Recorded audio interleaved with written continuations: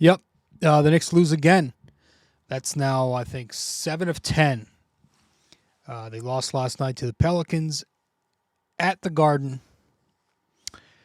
Let's talk about it. Quick episode. Quick one. Let's talk. Welcome to the podcast. I'm your host, RJ Carbone.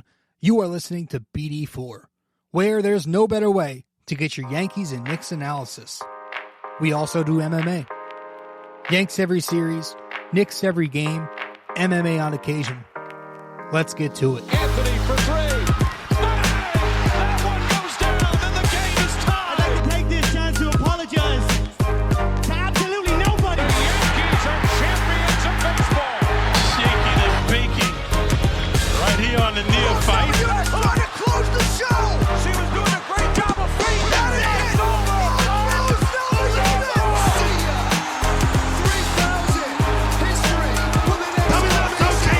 Don't you regret not coming to the net? Don't you regret not coming to the net?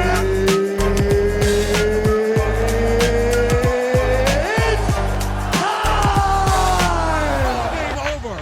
World Series over. Yankees win. The Yankees win.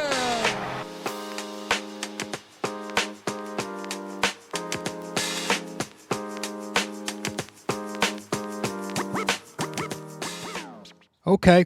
Welcome to the show, everybody. Welcome to episode 635 of the podcast. I appreciate you tuning in and listening. Maybe you're watching the video format of the show on YouTube or Spotify. Maybe you're listening on Apple Podcasts, but thank you. Quick episode. This is going to be a short one. Again, we're going to have more shorter episodes as we conclude the regular season here in the final 20-something games. Just because until this team gets fully healthy, there's not really much to take away. And, you know, we're also going to be trying to shift focus to doing Yankees at the same time. So they will be shorter until the Knicks get healthy, but more get into the postseason. If they can reach the playoffs, we'll start having fuller episodes again. But welcome to episode 635. Yes, the Knicks did lose again. They lost their 7th game in their last 10 last night at the Garden against the Pelicans. 115-92 was the final. The Knicks went into this game without Jalen Brunson and Ihart on top of OG and Randall and Mitch. Could have been a load management thing. You know, you got the back-to-back coming up. The Knicks are banged up. Obviously, they're trying to maintain Ihart's Achilles injury, and Brunson, they said he woke up with neck spasms, so who knows how true or how significant those neck spasms were. I guess we'll find out in Golden State, but the Knicks were without them too, so they had to run 7 last night, and the Pelicans were without McCollum, Jose Alvarado, and I think Daniels. Kept it competitive. You know, the first half of this game, the Knicks were the victim of poor three-point defense really throughout the night. But Dante was keeping them alive. The Knicks were sticking in it for most of the night, or most of the first half, with great defense. Bogdanovich and Hart have some big first halves, and they helped the Knicks go into half just down 1, 48-47. Third quarter comes, they're kind of sluggish out the gate, looked a little bit out of gas early on, but they managed to stay in it. They were staying in single figures, and you get to the fourth quarter, and it's 74-64 at the top of the period, Pelicans. But that's kind of when it all fell apart. Fourth quarter comes, and Zion Williamson exploiting mismatches. Brandon Ingram gets hot, and all of a sudden it's kind of out of hand by, I don't know, the 8 or 9 minute mark in the fourth. And the Knicks will lose 115-92. Again, this is going to be a shorter one because there's not much to take away right now.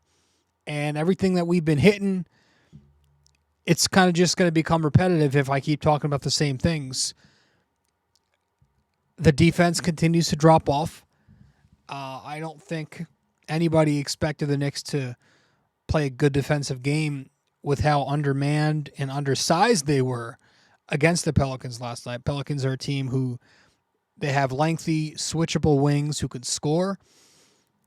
They've got mass in guys like Zion and Valanciunas, and Tom Thibodeau's scheming last night was to pack the middle and to try and stop Zion. And when you do that, you're going to concede corner three-pointers in doing so. And so the Knicks allowed the Pelicans to shoot 52% from three, over 50% in the corners. You had Jones, Murphy, and if the Knicks went single coverage, which they did late in the second half, more in the fourth quarter, the Pelicans just handled the mismatch, right? Again, Zion was exploiting mismatches on his drives. Ingram was exploiting mismatches in the mid-range. And there's not much you can really analyze defensively other than the fact that the Knicks really, really, really, obviously they need Ihart back in the middle, but they need OG Anunoby back on the wing. They need him so bad. They need his switchability. They need him, just his length, his wit, his quickness. He's flying around on defense. He's doing everything. He makes everybody else's jobs much easier because he goes into that point of attack role. He's really the anchor of that defense, and other guys have easier jobs because of it. He's a guy who does everything on that end of the floor, rotating, tagging, switching, everything, stunting, helping. He recovers very quickly. Like, he's everywhere defensively, and they miss him a lot. And until they get him back, their defense is going to continue to be below average.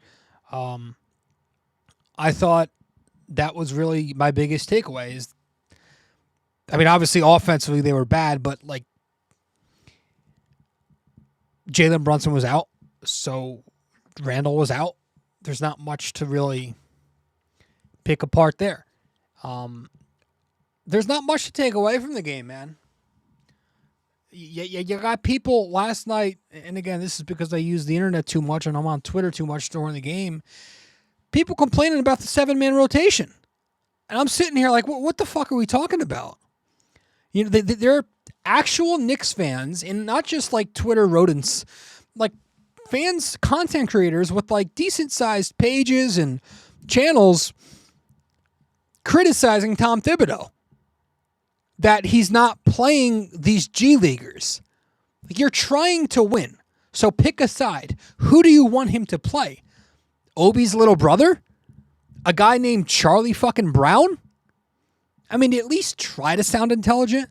At least try to blend in and not sound ridiculous. They don't have anybody. Thibs doesn't have anybody to go to.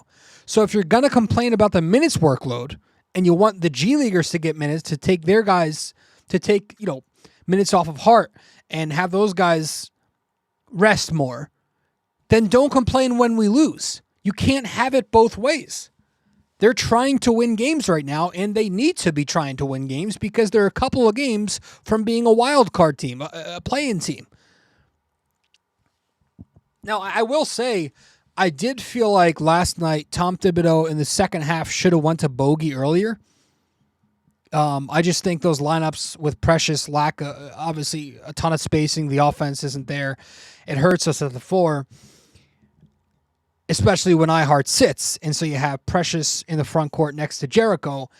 There's no offense there. And I thought he could have went to Bogey earlier, who's a 40% shooter, who helped the Knicks get back into the game in the second quarter. But this has been a recurring thing forever with Thibs, is in the third quarters, he's often leaving his starters out there for the majority of the period, if not the entire period. So I thought he should have went to Bogey earlier and given him more than 29 total minutes, which is, I think, what he got. But again, if you're asking him to do that, you're asking him to play a very long shift. I actually think it should get to a point where we should. I know Thibs is stubborn, stuck in his ways at times, but I still think he should attempt to start Bogdanovich. again, like Precious, unless he's in a switch defense, which Thibs doesn't often switch his bigs, or he's undersized, like it's tough to play him. It's tough to play him next to Sims, He's undersized at 5, so you have to switch him, but you don't. But the Knicks don't switch often. And then when he's at the 4, he's much better defensively, but he lacks the offense of a modern day power forward. He doesn't have anything. He doesn't give you much. I wish he was a little bit better at those 3-pointers that he likes taking on the corners, but he's making 1 out of every 4. If he was making 1 of every 3, I'd be fine with that. But he's 25% or less. Like, he doesn't bring you offense. He's very good on the roll. He's very good when he's diving at using his body, and he's got a good second jump at the rim. But, like, for the most part, he's not giving you much offense. And I would like to, at some point, very soon, hopefully soon, like Bogdanovich, get a chance at the 4 because he gives you some offense. Now, it's risky because he's a constant net negative because of his poor defense, which makes me question, is he like a winning player is he a winning player when he plays 30 minutes? Like, can you get winning basketball that way because his defense is that bad? Is he a guy who is more efficient or more effective for you when he plays less minutes, Bogey? I don't know, because his defense is really that bad. It's like with Detroit, he was never asked to do things defensively. But now he's with the Knicks. He has assignments. Rotate, help, stunt, hedge a pick and roll. With Detroit, it was go out there and help us get through 48 minutes. But now he's with a winning team. He's with a head coach who requires a specific defense to fit into his system. And I don't know how much Thibs is really going to lean into him. There's the narrative that's been coming up now. I mean, obviously everybody hates Burks at the moment, but like, did the Knicks trading with a bad team, getting players from a horrendous organization, was that the best idea? I'm not there yet. Guys are out. We don't have a full squad. So these role players that we got are having to play more than just a role at the moment. They're having to take a bigger role. And I still think, like, big picture wise, this is a good trade because you got Bogey, who's salary filler in Fournier's slot. I just give it time. And at the same time, I would like to see Thibs adjust the starting lineup. I would like to see Bogdanovich get minutes over Precious. Not over Hart, because Bogey's way too slow and too big to guard wing. But if you want, with Brunson, Dante, Josh Hart, Bogey, and then Ihart, Precious until Ihart returns, I guess. And maybe that's a unique lineup. If you're gonna load manage Ihart, Precious and Bogey, I think they'd work well together. I would like to see them in pick and roll together. That's a lineup that when/if the Knicks get healthy, you're going to see them to play with the second unit. If OG Anunoby gets back, then you're assuming he's probably going to be back before Julius. Then you go Brunson, Dante, OG Anunoby, Bojan, and Ihart. I would he doesn't do it often, folks, but I get curious if at one point Thibs is going to be like, fuck it, let's try something new, because it's tough to watch these lineups where you have Precious, Jericho, and Josh Hart, honestly, at 3, 4, 5 together, because you're not producing offense with that spacing. It's interesting that last night Deuce McBride started at point guard. I think this was the first game since the Burks deal that Brunson was out. Might have been the second. It might have been the second. I think we had one before the break. But Deuce was at point guard, not Alec Burks. And then Dante DiVincenzo was the one to close the game over Burks at the 8 or 9 minute mark. He comes in for him. I'm just keeping an eye on that. Maybe I'm looking too much into it. But obviously Burks has been an abomination so far. He looks awful. He is having trouble breaking down a defense. All the stuff we've been talking about. He can't break down a good defense. He can't play good defense. He's chucking pick and rolls and isolations that just don't get anywhere.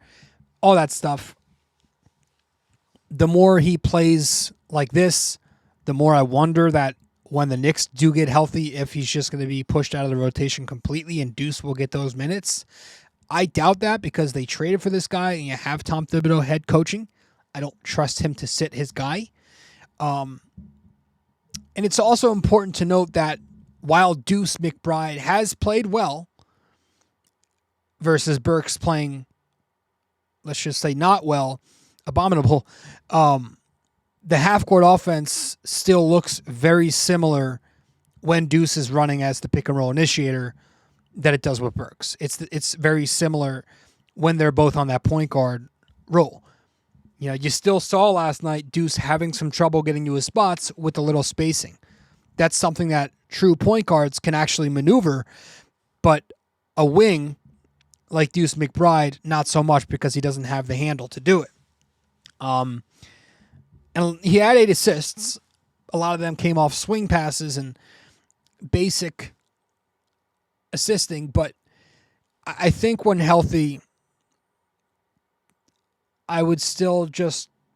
I think Thibs should try running Deuce with Brunson, because when he's in those minutes, he's able to play off of Jalen, and that's when he's best effective. I'm trying to stay realistic because I still think that Alec Burks is going to get minutes when everyone's back. It's just going to be minimally. It's going to be minimally. Definitely in a playoff series. He might even not play in certain games because, Brunson's going to get his 40 to 45. But, let's say OG and Randall return, you're going to see less and less. So, I thought Bogey played well, and I thought he played well enough to get the game ball amongst the starting Knicks last night. Bing bang. Not the starting Knicks, the reserves. On the screen here, I don't know why Dante's name is... Oh, I hit the wrong one. That's next. Here we go. Bojan Bogdanovic last night, 20 points, 4 rebounds, 5 assists, a steal. He shot 43% from the field, 100% at the line, 40% on threes. I thought he was good, man. I thought he did a very nice job as a creator. He can put the ball on the floor. He uses fakes to attack closeouts, and he's able to post a mismatch. And for a guy who's a bigger wing player, sets up others pretty well. He's not a bad passer. He's not the greatest decision maker, but he's a capable passer for a big wing. I thought last night he did a nice job finding Dante in driving kick. I thought he found Precious and Josh Hart on some short cuts with pocket passes near the rim. Just did a nice job driving the defense in from the perimeter and then kicking it to Deuce one pass over. You saw that a couple times. Again, I would like to see him in pick and roll more. I would like to see in lineups where he and Precious share the floor, them two play some pick and roll together. Bogey is a guy who, at least from the highlights I've seen, from some of the things I've read about him and heard about him, he ran a lot of empty side pick and roll when he was with Detroit. So, something I would be curious to see. And even like he and Burks, you don't see those two run many two-man actions together. But I thought Bogey played well, and that's why he's getting the game ball from the bench unit. Dante DiVincenzo. Bing bang. Dante DiVincenzo, I thought, played the best among the starters. 23 points, 4 boards, couple assists, couple steals. Took a ton of threes last night, 7 of 18. I'm not totally against that, especially in a game like this where you're going up against the Pelicans, who have great size and they are a great defense. And Dante's not the greatest finisher. We know that. He has trouble sometimes when he puts the ball on the floor and attacks. And you could see he prefers to kick out when he's on the drive. But yeah, he's here to shoot the shit. And he's been shooting that shit all year, and he's been doing it very well. And whatever. He took 18 threes. I'm not sweating it. He's a very high IQ player. His ability to get a shot off in time and rise up over a smaller defender, or he's got a quick enough shot to where you're closing out on him. It might not matter. He's been great. His ability to relocate off ball. You saw him and Deuce have a nice little 1-2 together there last night when Dante's driving baseline, kicks to Deuce, relocates to the corner, and Deuce kicks to him. He knocks down a three. Things like that. It's the Golden State in him. It's that high IQ mentality, high IQ style that he probably, developed in Nova. Continues to do his thing, man. So Dante DiVincenzo, one of my favorite Knicks, continuing to do his thing. Shit, like that might be it. A couple more things to discuss before we wrap it up, but we'll discuss that as soon as we return from our break. We'll be right back in about a minute or so. Stay with us here on BD4. Hey there, thanks for listening in so far. If you enjoy this episode, please give us a 5-star rating and review on Apple Podcasts. And if you're on YouTube, don't forget to like, comment, and subscribe. Thanks so much.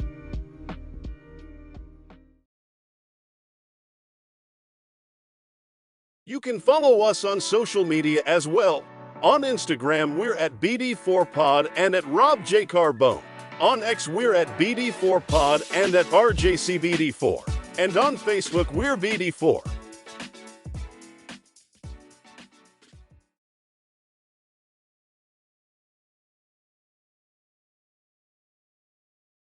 If you're interested in our website, just go to www.bd4blog.com. You can subscribe to our blog on there right on the front page. Just like on the podcast, we cover Yankees, Knicks, and MMA. Also on our website are the links to the different platforms for the podcast. Thanks so much.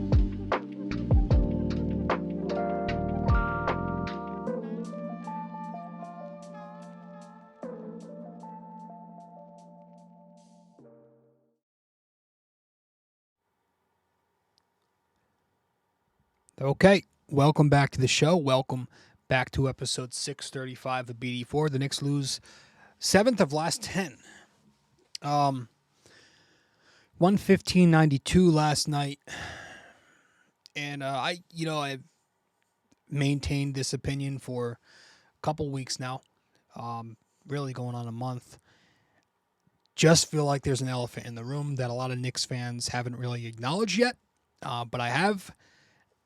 Couple people probably have, just a little afraid to say. I am probably jumping the gun. Maybe I'm not. I don't fucking know. I do think this team peaked in January. I just think there's a reality here that not a lot of us are willing to admit with these injuries. It's going to be tough to just imagine everybody getting back. Not just that, but everybody getting back in time to get their feet wet before playoff time and gel with each other. And then, even if Randall comes back, he's so physical. That shoulder's not going to be 100%. This is what we have right now. We have a mediocre team at the moment. The Knicks are mediocre right now. They're mediocre until they prove it again when they're healthy, if they're healthy. And I think that's an issue. I think there's a very realistic scenario here that could play out where the Knicks are sitting in a play-in spot by the end of the season. Now, we've, in fairness, I've been concerned for a month, and we've hovered, not even hovered, we've stayed at the 4 spot for about a month. We haven't really moved up or down, which is good. But it doesn't mean it's going to continue to be that way. And last night, the Knicks lose. Orlando wins. Ahead of them, Cleveland and Milwaukee win. So now the Knicks sit at the 4 spot still, but they're 1 loss up from the 5 seed. They're only 1 loss up from the 6 seed. And then, alarmingly, we sit here today, as I record this show, February 28th, and the Knicks are only 2 losses up from the number 7 play-in spot, and also only 2 losses up from the number 8 play-in spot. That's scaring the shit out of me because I look ahead and the Knicks have a much tougher schedule coming up.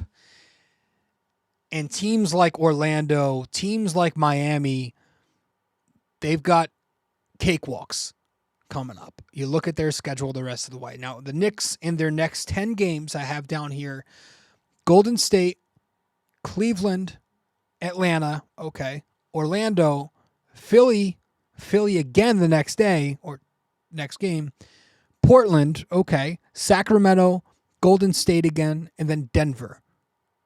Those are their next 10 games, so it's about a little less than a month. So if they're lucky, they have Anunoby by the tail end of that. But like by the feeling of these updates, we don't know. We still don't know when any of these guys are coming back. We thought it was 2 to 3 weeks with OG 2 weeks ago. We just got another 2-3 weeks update yesterday or the day before. It just seems like there's so many what ifs. There's too many what ifs for me to really be optimistic about this team. Again, maybe I'm being too pessimistic. Maybe I have to find a middle. But I am having trouble really remaining optimistic regarding this Knicks team this season. Now, we talk about this team bigger picture-wise. I love what Leon is doing, and I think they're in a great spot heading into the summer with all these assets, these draft picks, and these contracts they can use. Yes. 2024, not seeing it.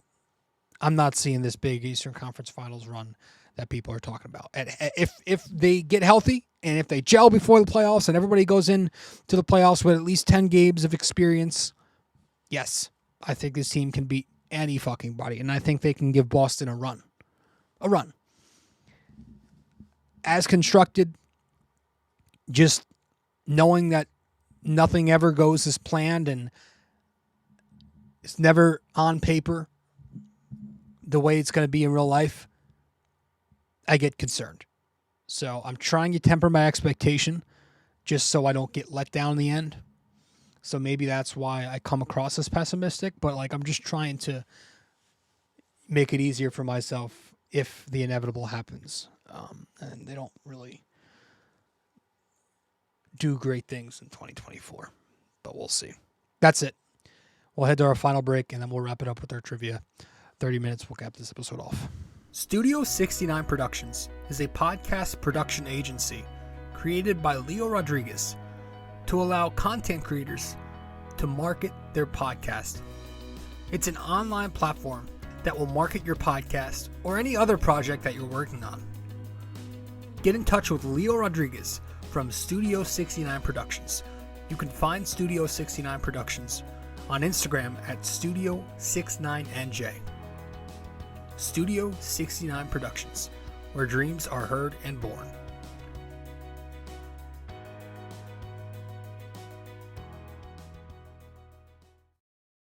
Thanks for listening to BD4, where there is no better way to get your Yankees and Knicks analysis. We also do MMA, Yanks every series, Knicks every game, and MMA on occasion.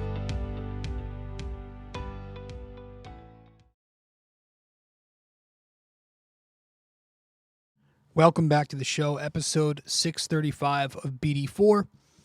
I appreciate you tuning in. Let's wrap this thing up with our trivia question, and then that'll be that.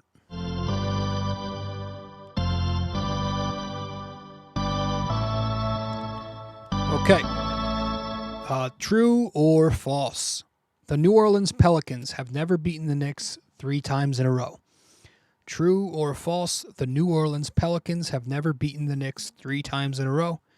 One last time, true or false, the New Orleans Pelicans have never beaten the Knicks 3 times in a row. Now, this is a true or false for the New Orleans Pelicans, not the team they were prior to that.